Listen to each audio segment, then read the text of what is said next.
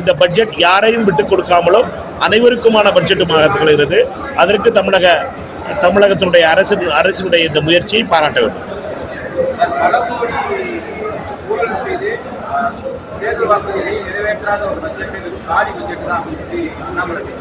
அண்ணாமலை பட்ஜெட்டை படிக்காமலே பேசுவாரு.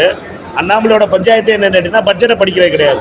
பட்ஜெட் கவரை முன்னாடி பின்னாடி பார்த்துட்டு வந்துட்டு ஒன்றும் இல்லைன்னு சொன்னீங்கன்னா 20 லட்சம் பேருக்கு கம்ப்யூட்டர் கொடுக்குறோம், லேப்டாப் கொடுக்குறோம்னு சொல்றாங்க, அது காலி பட்ஜெட்டா? அல்லது சிப்காட் ஆரம்பிக்கிறோம்னு சொல்றாங்க, அது காலி பட்ஜெட்டா? அல்லது ரோடு போடுறோம்னு சொல்றாங்க 300 கோடி ரூபாய்க்கு மதுரை மாநகரில், அது காலி பட்ஜெட்டா? ஒன்றுமே தெரியாமல் தலையை மட்டும் ஆடிக்கிட்டு இருக்க அண்ணாமலை அவர்களை பொறுத்த மட்டும் எதை பார்த்தாலும் எது செஞ்சாலும் குறை சொல்றதுக்கு நியாயம் இல்லாது. எங்களை பொறுத்த மட்டும் நிர்மலா சீதாராமன் அவருடைய பட்ஜெட்டை நாங்கள் ஒன்றும் வெறும் பட்ஜெட்னு சொல்லலையே. நிர்மலா சீதாராமன் தமிழ்நாட்டுக்கு எதுவும் கொடுக்கல, தமிழ்நாட்டுக்கு சிறப்பு நிதிகள் கொடுக்கலங்கிறத சொன்னோம். பீகாரை பற்றி சொன்னாங்க நிர்மலா சீதாராமன், ஆந்திராவை பற்றி சொன்னார்கள், ஆனால் தமிழ்நாட்டை பற்றி சொல்லணும்னு சொன்னோம். அப்படி ஆக்கப்பூர்வமான பேச்சு பேசுகிற அண்ணாமலை அவர்களை பொறுத்த மட்டும் அண்ணாமலை அவரை பொறுத்த மட்டும் அவர் வெறும் அட்டையை பார்த்துட்டு மட்டும் அரசியல் பண்ற தலைவராக இருக்கார். தேர்தலுக்கு ரொம்ப நாள் இருக்கு. தேர்தலுக்கு ஏறக்குறைய தமிழ்நாட்டில் உங்களுக்கு தெரியாது கிடையாது. தமிழ்நாட்டில் கூட்டணிகளை பற்றி பேசுகிறதுங்கிறது அது வரைக்கும் கூட்டணி பேச்சுக்கு தேர்தல் கூட்டணி என்பது ஜனவரி பிப்ரவரியில் தான் கட்சிகளுடைய நிலைகள் மாறும். பாஜகவுடைய நிலையாக இருந்தாலும் சரி, அதிமுகவுடைய நிலையாக இருந்தாலும் சரி, தவேகாவுடைய நிலையாக இருக்கட்டும், மற்ற கட்சிகளுடைய நிலையாக இருக்கட்டும், இதெல்லாம் அந்த நேரத்திலும் தெரிய வரும். எங்களை பொறுத்த மட்டும் இந்த கூட்டணி இந்தியா கூட்டணி என்பது ஒருமுகத்தோடு செல்ல வேண்டும். ஒருவரை ஒருவர் மதிக்கின்ற கூட்டணியாக இந்த கூட்டணி இருக்க வேண்டும்.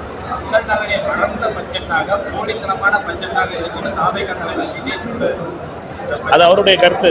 எப்படி திரு அண்ணாமலை அவர்களுடைய கருத்து இருக்கோ அதே போலவே இவருக்கும் கருத்து இருக்கலாம். எங்களுடைய கருத்து என்பது இந்த பட்ஜெட் முற்போக்கான பட்ஜெட், இந்த பட்ஜெட் வளர்ச்சிக்கான பட்ஜெட்.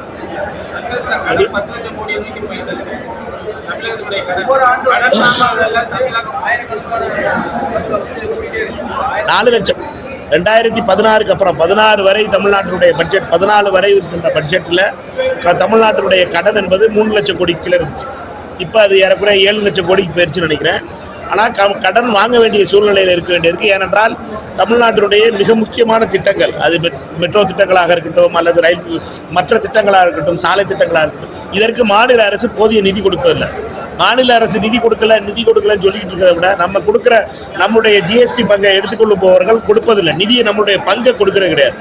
கொடுக்கலன்னு சொல்லி நிப்பாட்ட முடியாது. அதற்காக கடன் வாங்கியாவது வளர்ச்சியை செய்ய வேண்டிய நிலையில் தமிழ்நாடு அரசு இருக்கு. எந்த விதத்துக்காக நம்ம கடனை செலவழிக்கிறோங்கிறது ரொம்ப முக்கியம். நம்ம கடனை வாங்கி விழாக்கள் கொண்டாடிக்கிட்டு இருக்கோமா, கடனை வாங்கி நம்ம ரோடு போடுறோமா, பெரிய திட்டங்கள் கொண்டு வர்றோமாங்கிறது ரொம்ப முக்கியமானது, மெட்ரோ திட்டங்கள் கொண்டு வர்றோமாங்கிறது ரொம்ப முக்கியமானது. மத்திய அரசு நம்மளை மாற்றான் தான் மனப்பான்மையோடு நடத்தும் போது கடன் வாங்கியாவது நம்முடைய குடும்பத்தை காப்பாற்ற வேண்டியது என்பது ஒரு குடும்பத் தலைவருடைய கடமையாக பார்க்க வேண்டும். அதைத்தான் நிதியமைச்சர் செய்திருக்கிறார் நினைக்கிறேன்.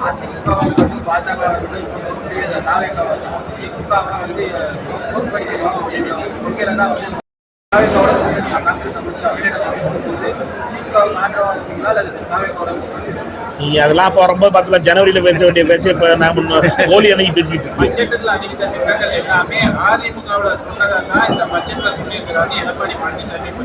அப்படின்னா அண்ணன் எடப்பாடி அவர்கள் இந்த பட்ஜெட்டை வரவேற்கணும். இந்த அண்ணன் எடப்பாடியார் அவர்கள் அவருடைய அதிமுகவில் சொன்ன பட்ஜெட்டை தங்கம் தென்னரசு அவர்கள் அறிவித்திருக்கிறாருன்னா முதல்ல வரவேற்க வேண்டியது அண்ணன் எடப்பாடி பழனிசாமி அவர்கள். அப்புறம் எதுக்கு முன்னுக்கு பேர நான் சொல்றாங்க எடப்பாடி பழனிசாமி அவர்கள். அவரை பொறுத்த மட்டும் அவர் சொல்ல வேண்டியது இந்த பட்ஜெட்டை வரவேற்கிறேன், இது நாங்க சொன்ன அதே கணக்கை இவங்க திருப்பி படிக்கிறாங்க, நாங்க சொன்ன அதே ரோட இவங்க திருப்பி நடக்கிறாங்க, அதே பாதையில் நடக்கிறார்கள், இது எங்களுடைய பட்ஜெட், எங்களுடைய பட்ஜெட்டை காப்பி அடிச்சிருக்காங்கன்னு சொல்லணும். அப்படி சொல்ல ரெடியா இருக்காரா பழனிசாமி அவர்கள்?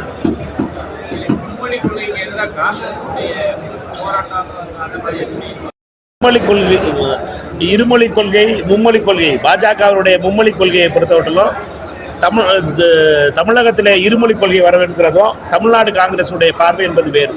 அகில இந்திய காங்கிரஸ் கமிட்டியை பொறுத்தமட்டிலும் தமிழ்நாடு முடிவு செய்யணும். இந்திரா காந்தி காலத்திலிருந்து இதுதான் முடிவு. தமிழ்நாடு மேல ஹிந்தியை திணிக்கக்கூடாது. ஒன்று. ரெண்டாவது, தமிழ்நாடு எப்போ வரைக்கும் அடுத்த 3வது மொழியை கத்துக்கிறதுக்கு ரெடியா இருக்கோ அது வரைக்கும் திணிக்கக்கூடாது அப்படிங்கிற ரெண்டாவது விஷயம். இது ரெண்டிலும் காங்கிரஸ் கட்சியினுடைய கொள்கை என்பது ரொம்ப தெளிவா இருக்கு. அதனால பாஜக காரர்களை பொறுத்த மட்டும் 2500 கோடி ரூபாய் கொடுக்க மாட்டோம், நீங்கள் ஹிந்தி சேர்த்துக்கலனா 2500 ரூபா கொடுக்க மாட்டோம் பிஎம் ஸ்ரீல சேர்ந்துக்கலனா அப்படின்னு சொல்கிறத எதிர்க்கிறோம். அதாவது இப்படி புல்டோஸ் பண்ணுற அரசியலையும் இப்படி பயமுறுத்துகிற அரசியலையும் மாநில அரசாங்கங்களை கல்வி பள்ளிக்கூடங்களுக்கு பணம் கொடுக்க மாட்டோம்னு சொல்லி மிரட்டுற தோணியும் தவறானது. இந்தியாவினுடைய ஒற்றுமைக்கு அது பெரிய விதத்தில் ஆபத்தாக முடியும். இந்த கலாச்சாரம் ஆர்எஸ்எஸ் உடைய கலாச்சாரம். இந்த வெறுப்பு அரசியல் என்பது ஆர்எஸ்எஸ் உடைய அரசியல். இது பிரதான் மோடி அமித்ஷா அவருக்கு ஆர்எஸ்எஸ் கற்றுத்தது. சரியா?